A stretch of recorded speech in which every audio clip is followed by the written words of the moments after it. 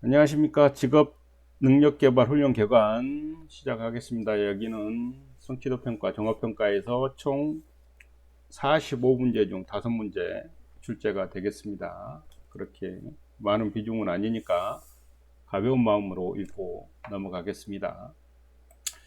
마지막 문제까지 하면 5문제 중에 최소 한 문제에서 3문제까지는 맞출 수 있을 거라고 보고 있습니다.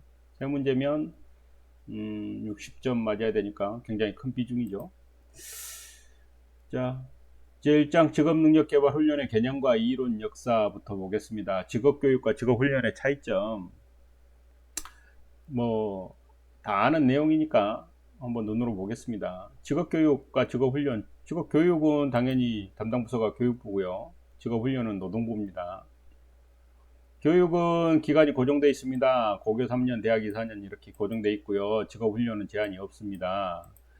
직업교육은 당연히 교육부의 인가가 필요하고요. 직업훈련은 제한이 없습니다. 필요한 분야의 기술에 특화되어 있다고 합니다. 직업교육은 교사 자격증 취득자만 가능하고요. 직업훈련은 교사 자격증이 없어도 현장 경력 소지자 등 다양하다 이렇게 말할 수 있겠습니다.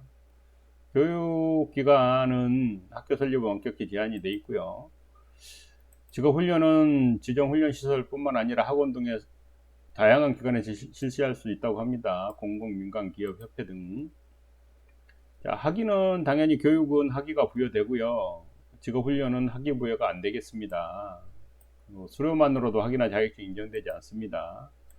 교육은 정규 교육제도 내에서 하는 거고요. 직업훈련은 정규 교육제도 밖에서 한다고 보시면 되겠습니다.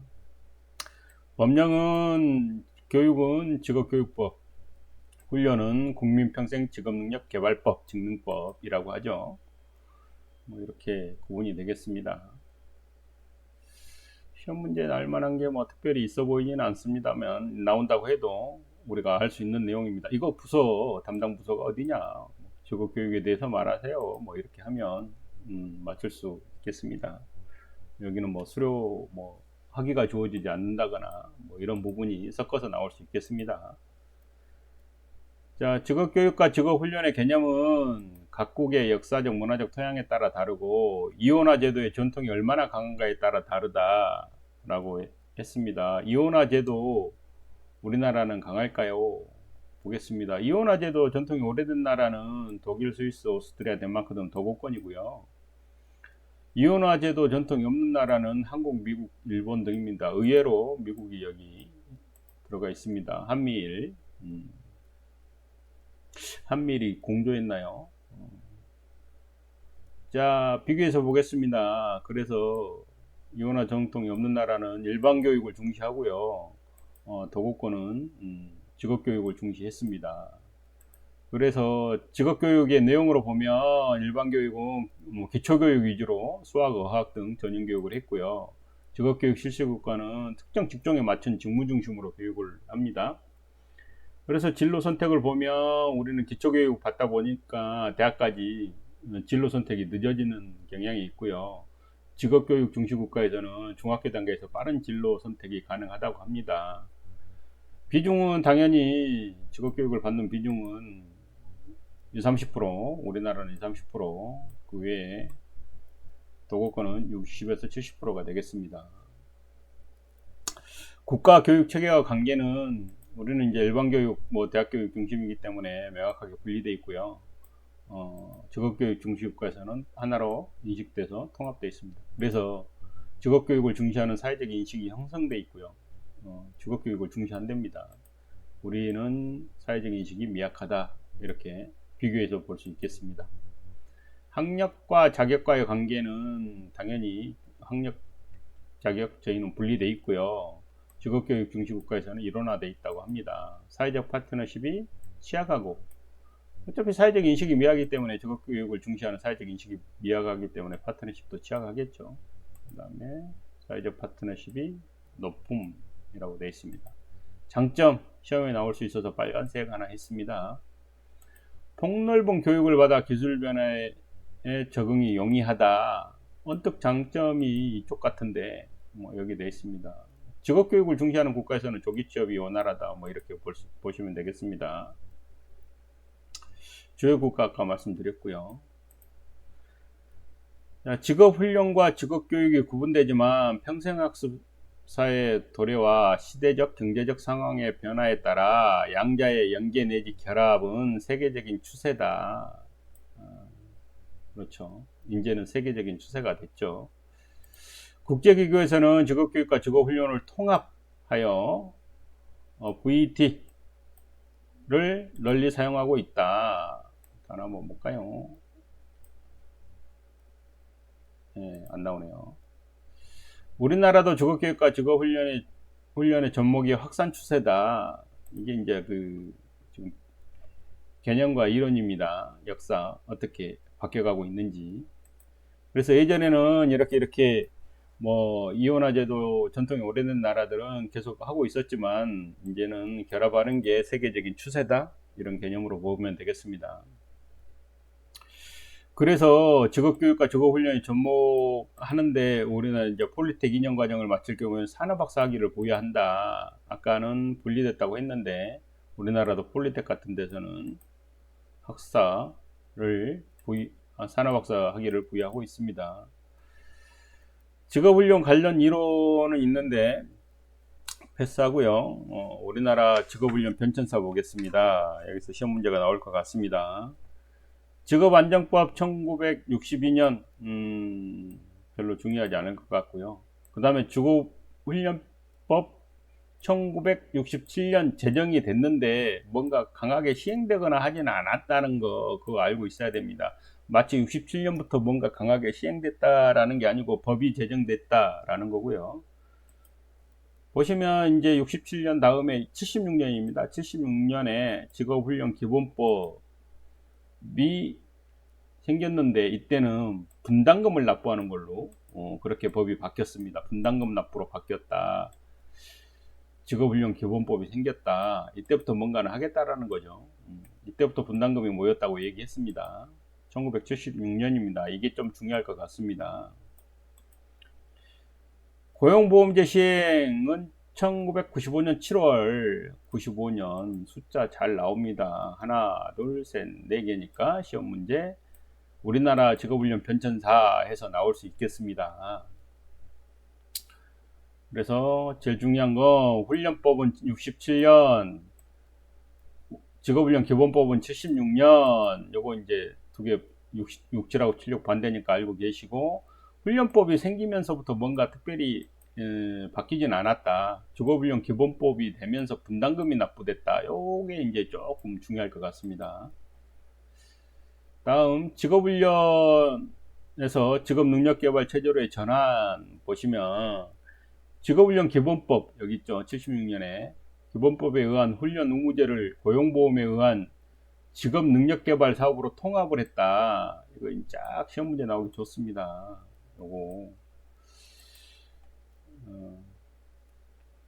그 다음 제조 건설업 중심의 직업훈련 의무제를 전업종으로 직업능력개발을 확대했다. 이게 이제 체제 전환하면서 나오겠죠. 비진학 청소년을 대상으로 하는 양성훈련 중심을 재직근로자, 실업자도 포함시켰다. 이거 이제 내일 배움 카드나 이거에서도 이 내용이 나옵니다. 그래서 보시면 확대됐다. 전업종으로 뭐 이렇게 그런 개념으로 보시면 되겠습니다.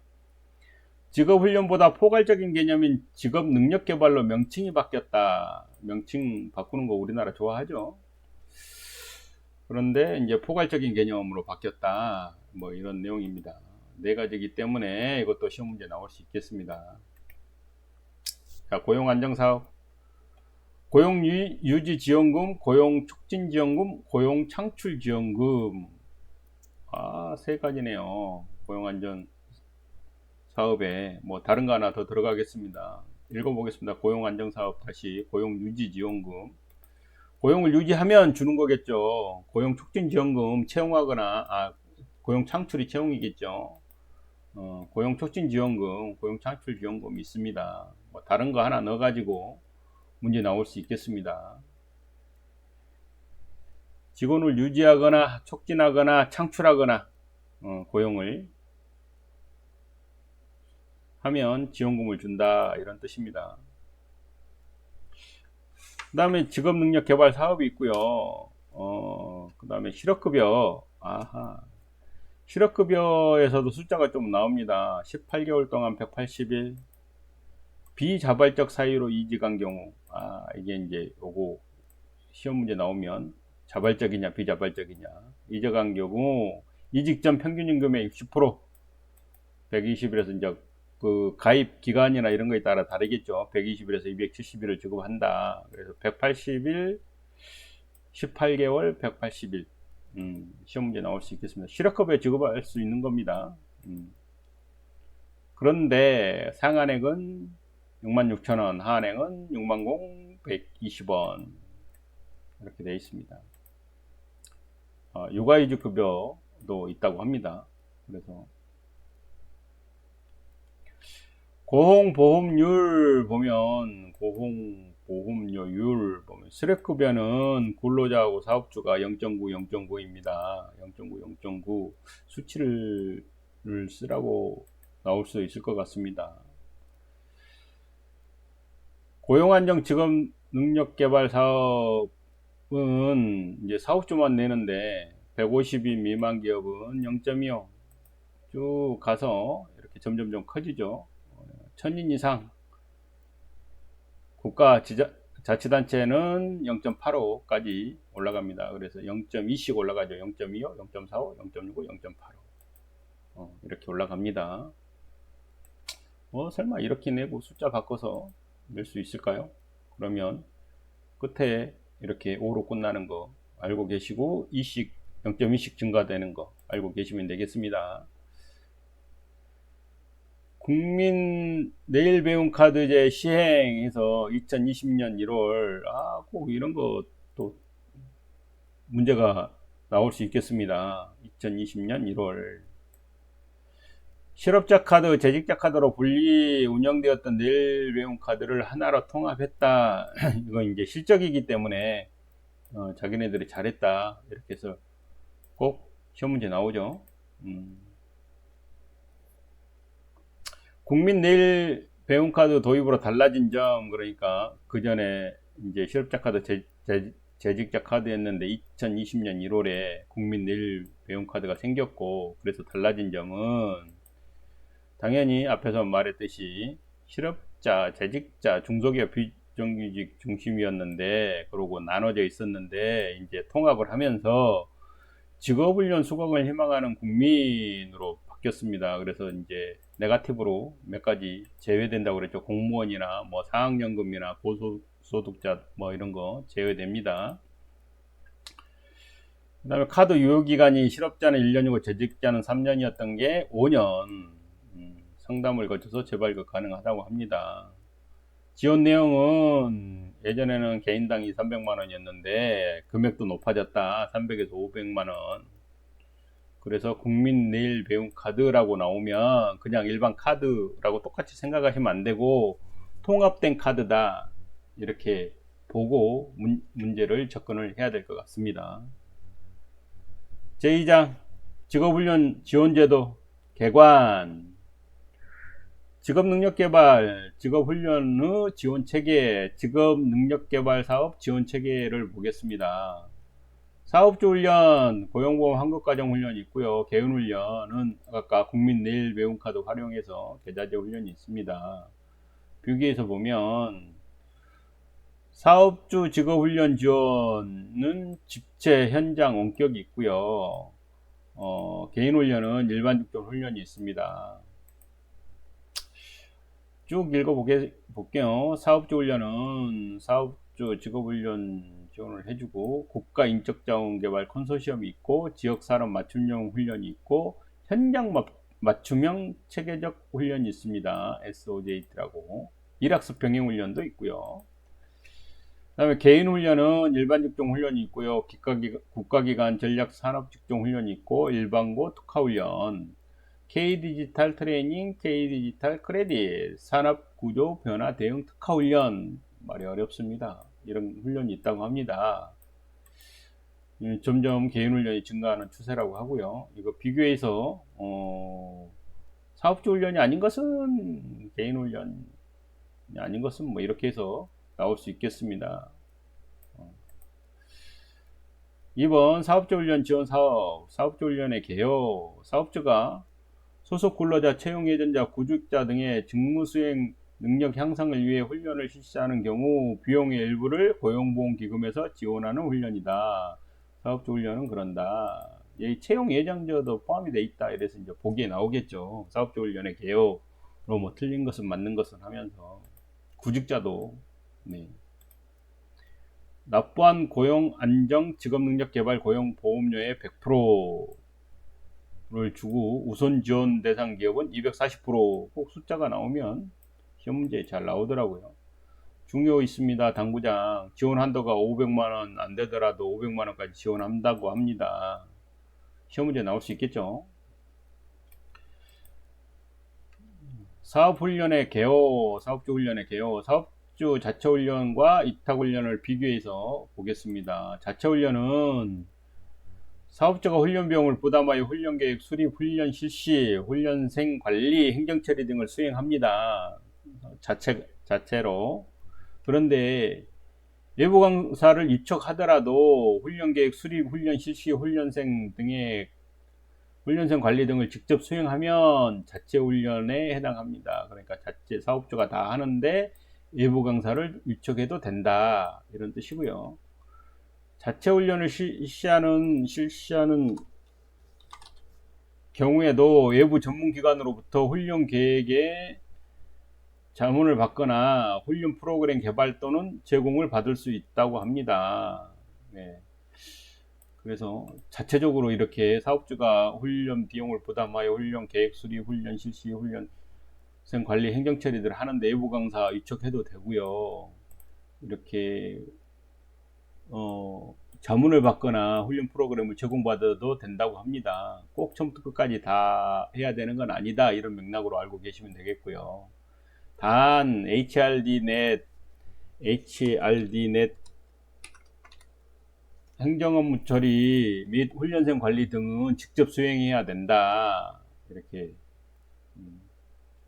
위탁훈련 보겠습니다. 위탁훈련은 사업자가 훈련 비용을 부담하여 재직근로자, 채용 예정자를 다룰 훈련기관에 위탁하고 해당 훈련기관, 스타훈련기관이 되겠죠. 이 훈련을 실시, 훈련생 관리 등을 직접 수행하는 방식 비교하시면 되겠습니다. 직접 하고 위탁하고 위탁훈련을 실시하는 훈련기관은 훈련 과정 인정을 받은 주체가 직접 훈련을 운영하므로 운영 업무를 다른 훈련기관에 재위탁하는 것은 불가하다. 밑에 같은 개념입니다. 하나의 훈련 과정을 2개 이상의 훈련기관에서 공동으로 운영할 수는 없다. 위탁 안 되고 2개 이상 훈련기관 쪽에서 해도 안 된다.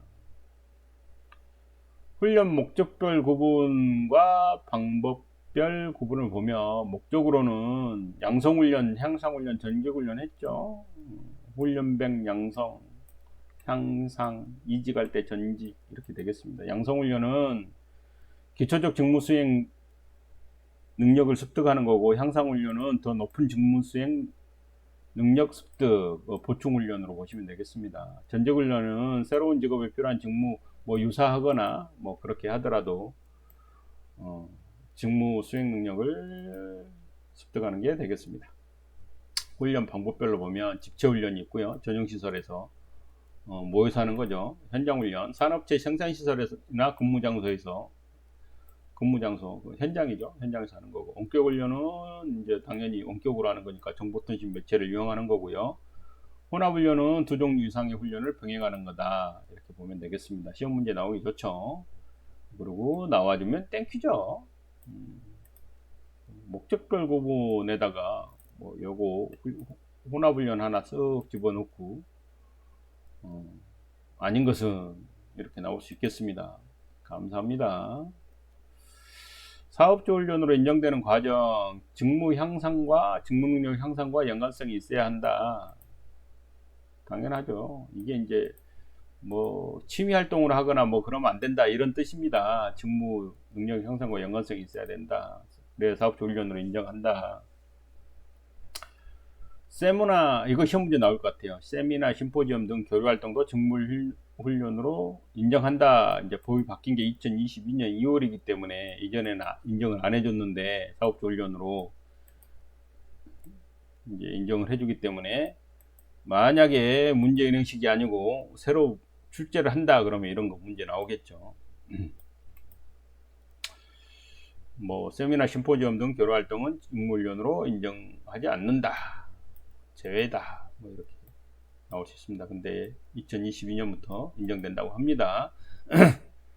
22년 이전 관연도 문제 푸시는 분은 이거 헷갈리지 않도록 하시기 바랍니다.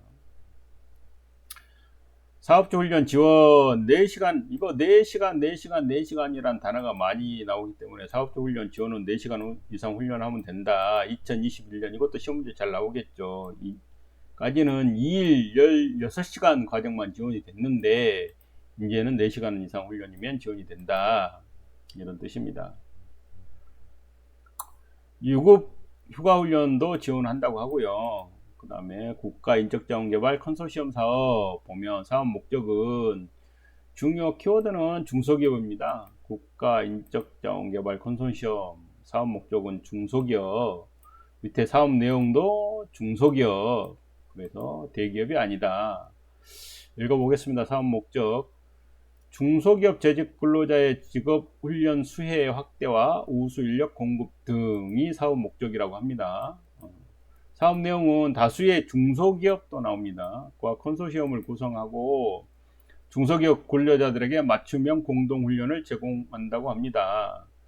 공동훈련센터 유형별 현황 보면 이거 뭐 개수가 나오진 않겠습니다만 개념적으로 대중소 상생 공동훈련센터라는 게 있는데 포스코 등 업체죠, 업체 69개소가 있고요. 전략 분야 공동훈련센터가 있습니다. 한국보건복지인력개발원 등 72개소. 느낌이 어떤 건지 아시겠죠? 지역공동훈련센터가 있습니다. 한국해양대학교 등 66개소. K디지털 플랫폼 같은 경우에는 K디지털이니까 SK텔레콤 등 20개소. 산업재난 공동훈련센터는 한국플랜트산업협회 등 15개소가 있다. 뭐 이렇게 알고 계시면 되겠습니다. 설마 몇 개소냐 이렇게 나오진 않겠죠. 그러면 틀리고 나오면 됩니다. 자, 공동훈련센터 유형은 이런 것들이 있다. 이런 맥락으로 알고 계시면 되겠습니다. 4. 지역산업 맞춤형 훈련. 목표는 지역별 기업의 인력 수요에 기반한 산업계 주도의 새로운 인력 양성 체계를 구축하는 거라고 합니다. 산업계를 중심으로, 당연히 지역산업 맞춤형이니까 산업계를 중심으로 지역인적자원개발위원회를 구성한다. 산업계를 중심으로 지역인적자원개발위원회를 구성했다. 3번 일학습 병행 훈련. 일학습 병행 훈련의 개요. 이제 너무 많이 들었던 거 나옵니다. 국가 직무능력 표준 NCS에 기반하고 당연한 거겠죠. 산업 현장의 실무형 인재 양성을 위해서다. 일학습 병행 훈련은 독일, 스위스 등 세계적으로 확산되고 있는 일터 기반 학습을 한국 현실에 맞게 설계한 현장 기반 훈련이다. 실무형이고 현장 기반 훈련이다. 이렇게 알고 계시면 되겠고요. 일학습 병행 자격은 국가 기술 자격과 동등한 처우를 한다. 이것도 시험 문제 나올 수 있습니다. 여러 번 강조했던 내용 같습니다. 일학습 병행 훈련의 특징, 혜택, 특징. 자, 근로자는 불필요한 스펙 쌓기 없이 조기 입직이 가능하고 기업 맞춤형 훈련 프로그램을 통한 교육으로 빠른 적응이 가능하고 이제 특징해서 또 이렇게 4가지 이렇게 되면 아무래도 시험 문제 나오겠죠. 훈련 이수 후 평가 결과에 따라 일학습 병행 자격 및 학위를 취득한다. 산업기능요원 취업 맞춤 특기병의 1순위 배정 혜택이 있다. 이렇게 되겠습니다. 사업주를 보면 일학습 병행 훈련에 참여함에 따라 근로자의 장기 근속을 유도하고 근로자가 장기 근속하면 좋겠죠. 사업주는 기업 맞춤형 프로그램 지원을 통한 맞춤형 인재를 양성이 가능하고 많은 정부 지원이 있기 때문에 비용 부담이 크지 않다. 정부 지원 혜택이면서 특징이죠. 산학기능요원 지정업체 선정 1순위로 우대가 된다.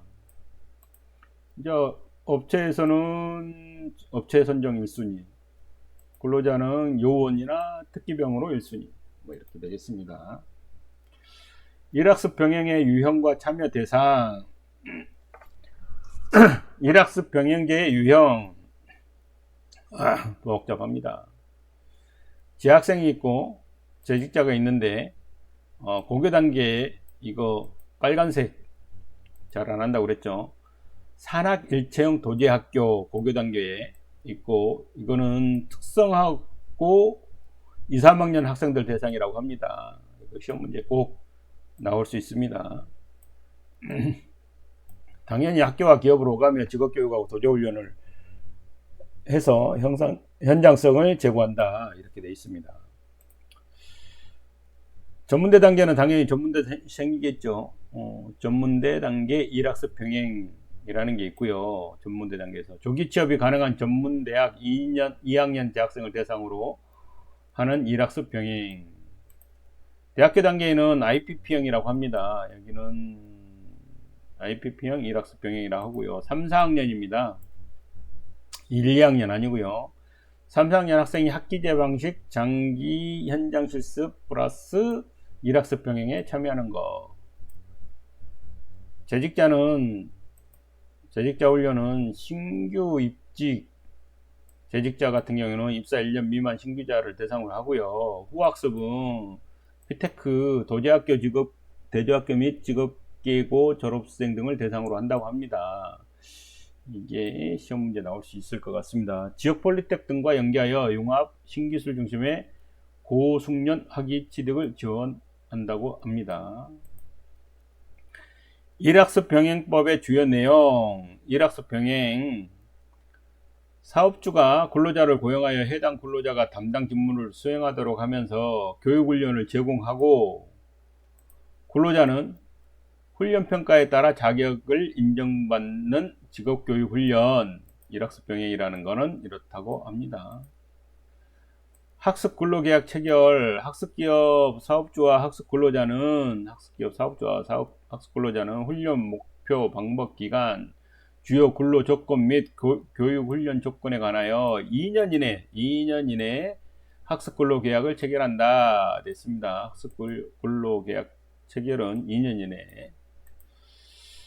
예외가 있다고 합니다. 학위 취득 과정은 2년을 초과해도 된다고 합니다. 예외고요. 학습 근로자 계속 채용, 학습 근로자 계속 고용.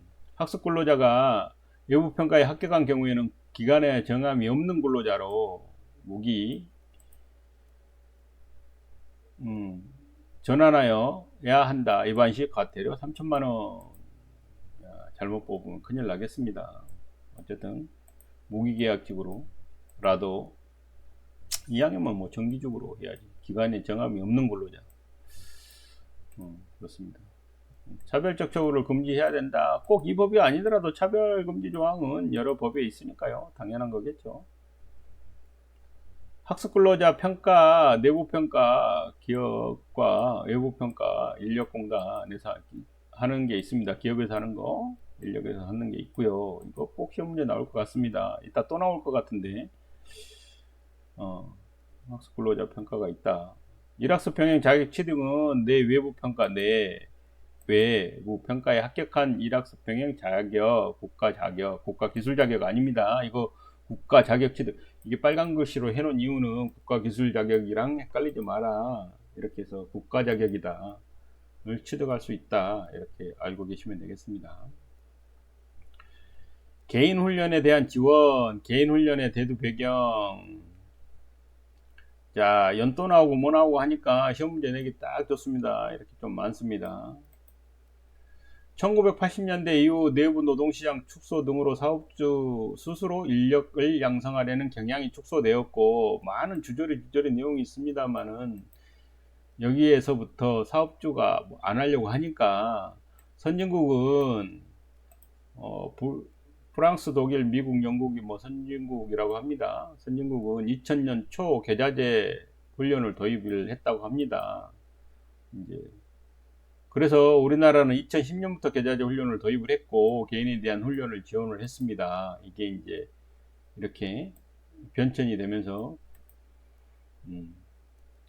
배경은 이거죠. 사업주 스스로 안 하려고 하는 거. 그래서 하는 거고요. 그 다음에 2020년에 국민 내일 배움 카드제 시행 아까 나왔습니다. 국민 내일 배움 카드제는 계속 나옵니다. 이 카드 하나 만들어 놓고 잘 팔아 먹습니다. 아주 뭐 카드가 통합됐다고 했죠. 2020년도에 그 다음에 뭐 금액도 늘어나고 300에서 500 그 다음에 국민으로 확대되고 그렇다고 했습니다. 카드 발급 대상이 포지티브에서 네거티브 방식으로 전환됐다. 그러니까 뭐는 된다 해서 안 되는 사람, 공무원 안 돼, 돈 많이 번 사람 안 돼, 사학연금 든 사람 안 돼, 그런 식으로 75세 이상 안 돼, 그런 식으로 바뀌었다 라는 겁니다. 근데 이제 이거 2020년도 이거 만들어서 자랑을 해야 되니까 뭐 네거티브 방식으로 바뀌었다 이렇게도 문제가 나올 수 있을 것 같습니다. 왜냐하면 다음에서 나옵니다. 자, 계좌제 훈련의 장점에서 보면 사업주가 바뀌더라도 개인들에게 할당된 계좌 금액을 사용할 수 있는 포터블한 훈련권이라고 합니다. 그래서 개인 훈련에 대한 지원에서 내일 배움 카드는 네거티브 방식으로가 아니고 뭐 포지티브 방식으로 바뀌었다. 뭐 이렇게 할 수도 있고요. 포터블한 훈련권을 꼭 강조를 해야 되니까 보기로 나올 수 있습니다. 그 개인들의 훈련 기간을 자발적으로 선택할 수 있다. 이것도 좋은 보기가 되겠습니다. 그렇죠. 계좌제 훈련이 되면서 훈련 시간 확보가 어려운 비정규직 등 취약계층에게는 생계비 대부 등 국가적 배려가 필요하다. 참고적으로 알고 계시면 되겠습니다. 사업주 훈련과 개인 훈련의 장단점 비교. 사업주 훈련은 고용보험에 의한 한국가정 일학습 병행제 등이고 개인 훈련은 국민 내일 배움 카드제 계좌제 방식 이렇게 딱딱 구분해서 알고 계시면 되겠습니다. 자, 사업주 훈련의 장점. 기업 특수적 훈련 및 사내 자격 발급을 통해 이직 억제 가능. 고용보험료 이게 이제 세금 중에서 고용보험료에 의한 훈련 실시를 통해 신양 실태를 치유한다. 별로 중요한 것 같지는 않습니다. 기업 맞춤형 훈련을 통해 생산성 향상 및 기업 경쟁력을 확보한다. 좋은 말 써놨고요. 개인 훈련 쪽으로 가보면 사업주에 관계없이 직장이 바뀌더라도 훈련을 들을 수 있는 포터블한 이거 자랑해야 되니까 훈련권이다. 계좌제로 바뀌면서 내 계좌 가지고 내가 하는 거기 때문에 개인한테 주는 거기 때문에요. 개인이 원하는 다양한 훈련 과정, 시간, 장소 선택이 가능하다. 능동적 참여다. 설마 이렇게 보기를 내놓고 여기에 다 맞게 쓰고 수동적 참여다 이렇게 바꾸진 않겠죠. 제 예상 문제 보니까 그렇게 바꿀 수도 있겠다. 말 글자 하나 바꿔서 그렇게 바꿀 수도 있겠다라는 생각이 듭니다. 그래서 시험 보실 때 쭉 대략 읽지 마시고 글자 하나 틀릴 수 있으니까 잘 보셔야 될 것 같습니다. 자, 개인 훈련의 장점 세 번째, 개인이 훈련 공급자를 선택함으로써 훈련 기관 간 경쟁 촉진한다. 그렇죠. 훈련 기관을 개인이 선택하기 때문에 훈련 기관들끼리 유치하려면 모시려면 경쟁을 해야 되겠죠. 단점 보겠습니다. 비사업주 훈련의 단점은 비핵심 인력에 대한 훈련 투자 소홀. 당연히 비핵심 인력에 대한 투자를 안 하겠죠. 그게 단점입니까? 당연한 거 아닙니까? 이직이 심한 기업은 자발적 훈련 투자가 미흡하다. 그렇죠. 고용 형태 다양화와 경력직 채용 등에 따라 훈련 투자 감소 경향이 있다. 그렇죠. 개인 훈련의 단점, 스스로 훈련 시간 확보가 필요하다. 맞습니다. 회사에서 시켜주는 게 아니기 때문에 개인이 생계도 해야 되고 훈련 시간을 확보해야 됩니다. 개인 훈련의 단점 두 번째, 개인적인 취미 관련 수강 억제책이 필요하다. 뭐 못하게 돼 있습니다만은 뭐 자기가 필요해서 배울 수 있겠죠. 생계 문제로 훈련 참여가 어려운 취약계층에게 생계비 대부 등 국가적 배려가 필요하다. 이 문제는 아까에도 한번 설명을 드렸던 것 같습니다. 나왔습니다. 국민 내일 배움 카드제 개요. 어렵습니다. 개인에게 주는 권리임으로 사업주가 필요로 하는 훈련에 사용하도록 강요할 수 없다. 개인에게 주게 되어 있습니다. 국민 내일 배움 카드를 이용한 참여 가능한 훈련 표가 복잡합니다. 자, 일반 훈련과 특화 훈련이 있는데 일반 훈련 중에 일반 계좌제 훈련은 한번 읽어보겠습니다. 실업자의 취창업을 위한 기술 기능 습득 등 직업훈련 지원을 하고요. 재직자의 이 전직 및 직무 능력 향상을 지원합니다. 훈련비 일부 및 훈련 장려금을 지급하고요. 금액은 중요할 금액 나오면 뭐 틀려야죠. 뭐 5년간 아까 300에서 500만 원으로 바뀌었다고 했습니다. 그 전에 2020년이니까 그 이전에는 200에서 300이 있는데 한도고요. 뭐 자부담 있습니다. 취약계층에는 뭐 0에서 20% 자부담이 있고요. 어쨌든 자부담이 있습니다. 자부담이 이렇게 나온다는 얘기는 계층별로 수익별로 자부담 비율이 다르다. 네, 그 정도 알고 있으면 되겠습니다. 이따가 나옵니다. K디지털 기초역량훈련 노동시장 참여가 디지털 역량 부족으로 노동시장 진입 적응에 어려움을 겪지 않도록 추가훈련비 50만원을 지원한다. 개인 자부담 10% 수료시 환급해준다. K디지털 기초역량훈련은 추가훈련비 50만원을 지원한답니다. 개인 자부담은 10%. 시험 문제 나올 것 같은 불길한 예감은 뭐죠? 이거. 자, 일반 훈련 두 번째, 국가기관 전략 직종 훈련, 기계 금속 등 뭐 많이 있습니다만은 줄여서 썼습니다. 주요 산업 분야에서 필요로 하는 직종에 대한 훈련을 지원한다. 키포인트, 훈련비 전액 및 훈련 장려금. 훈련비는 전액 지원해주고, 국가기관 전략 직종 훈련은 훈련비 전액을 지원해주고, 장려금도 준다고 합니다. 국가기관 전략은 기계 금속 등 주요 산업 분야, 뭐 여러 이제 분야가 있는데 주요 산업 분야가 주요 산업 분야를 나열하시오 그러면 틀려야죠. 뭐. 그렇죠?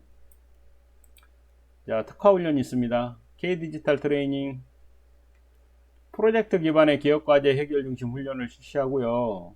교강사 없는 교육 등 능동적인 학습 환경 및 개인 맞춤형 교육, 훈련비 전액 지원이고요. 당연히 K디지털. 여기도 훈련 장려금 있다고 하고 특별 수당도 준다고 합니다. 그래서 여기서부터 국가기관 뭐 훈련 여기까지 훈련비 전액 지원 다 빨간색이죠. 알고 있으면 될 것 같습니다. 기업 맞춤형 훈련, 국기훈련을 기업 맞춤형으로 설계하여 주문식 훈련을 실시한다. 실무 중심 훈련을 통해 현장 즉시 투입 가능한 인력을 양성한다. 당연히 훈련비 전액 및 훈련 장려금을 지급한다고 합니다. 20만원 한해서. 일반고 특화 훈련, 노동시장 진입에 취약한 일반고 3학년생을 대상으로 훈련한다고 하고요. 훈련비 전액 및 훈련 장려금 지급한다고 합니다. 일반고 특화 훈련은 일반고 3학년생 대상이 중요할 것 같습니다.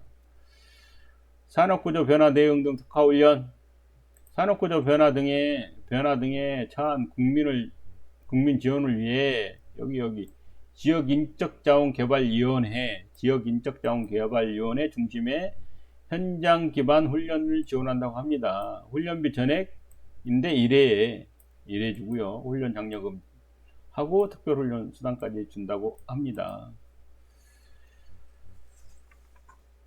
자, 국민 내일 배움 카드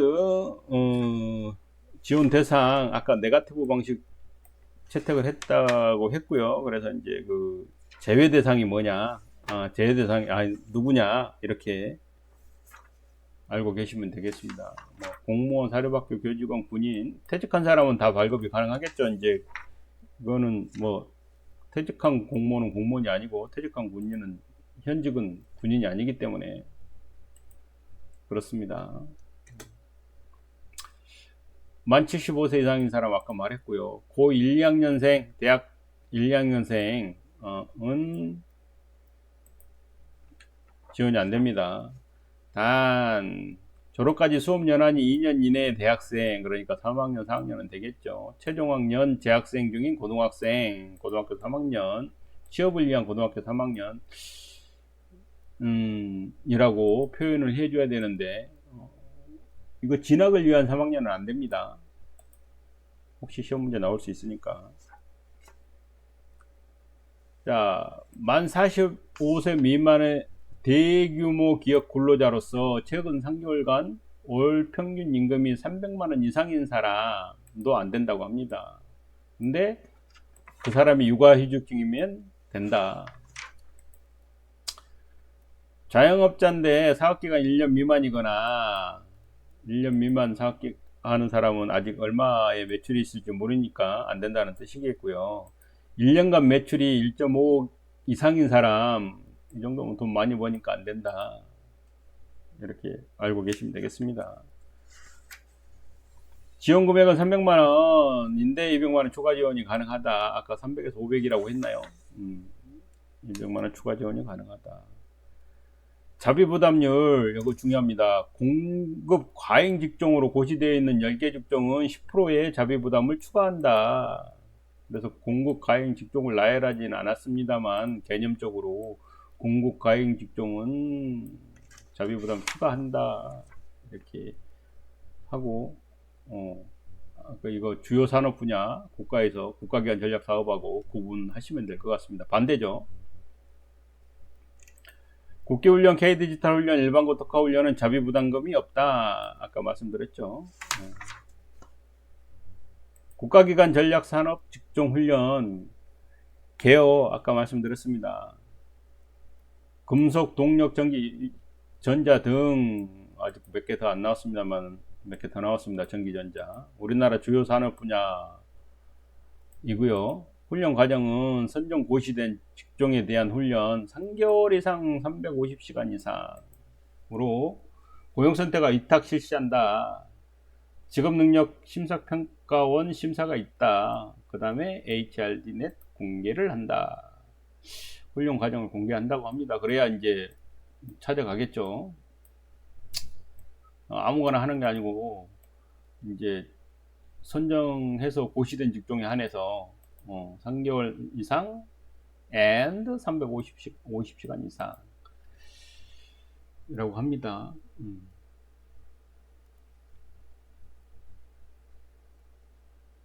지원 내용으로는 당연히 국가기관 전략산업이기 때문에 훈련비 전액을 지원하고요. 단위기간은 2개월이고 출석률은 80% 이상 시 훈련 정려금을 지급한다.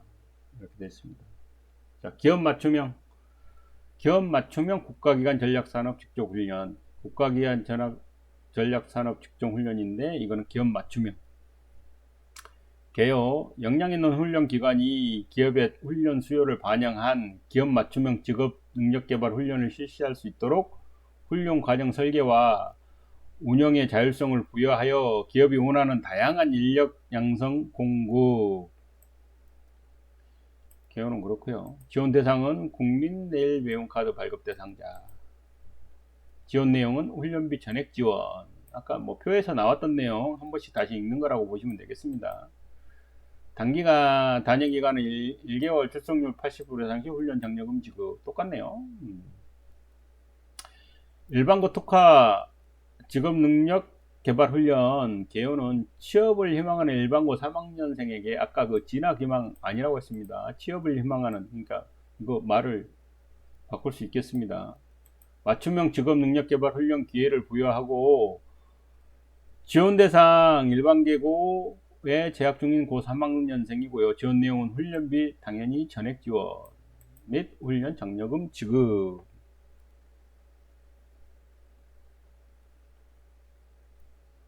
산업구조 변화 대응 특화훈련 개요는 지역인적자원개발위원회를 사업 수행기관으로 선정하여 산업구조 이거는 지역인적자원개발위원회를 사업 수행기관으로 선정하여 수행기관이 어디냐 이렇게 나올 수 있겠습니다.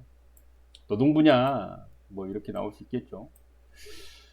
훈련 인력 수요를 기반으로 훈련 과정 발굴하고 공급한다. 산업구조 변화 대응 특화 훈련이기 때문에 노동부에서 하는 게 아니고 지역인적자원개발위원회에서 한다. 마찬가지로 지원 대상은 국민내일배움카드 발급 대상자고 지원 내용은 참여훈련 기간에 대해서는 NCS 직정보 훈련 단가의 130%까지 심사 없이 인정하고 추가 훈련비를 희망하는 경우 심사를 거쳐 300%까지 지원해 준다고 합니다. 130%, 100%가 아니고 130%. NCS 단가가 작나요? 어쨌든 130%, 300%. K디지털 트레이닝은 개요는 민간의 혁신 훈련 기관과 디지털 분야 선도기업, 삼성, KT, 카카오 등 민간 협 단체, 대학 등이 참여한다. 네, 개요는 그렇게 알고 계시면 되고요. 민간과 기업이 참여한다. 협회단체.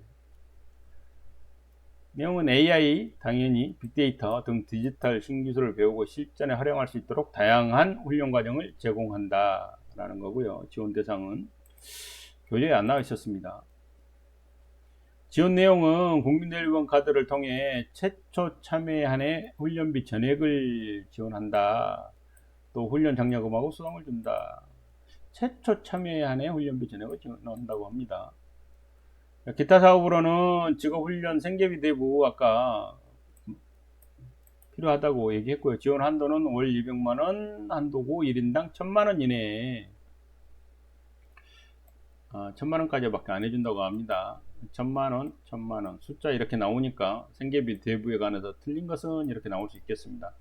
상환 조건은 연 1.0%의 금리가 있다. 대부 신청 확정은 근로복지공단에 신청을 한다라고 보면 되겠습니다. 오늘은 여기까지 마치고요. 다음에 제3장부터 시작하도록 하겠습니다. 감사합니다.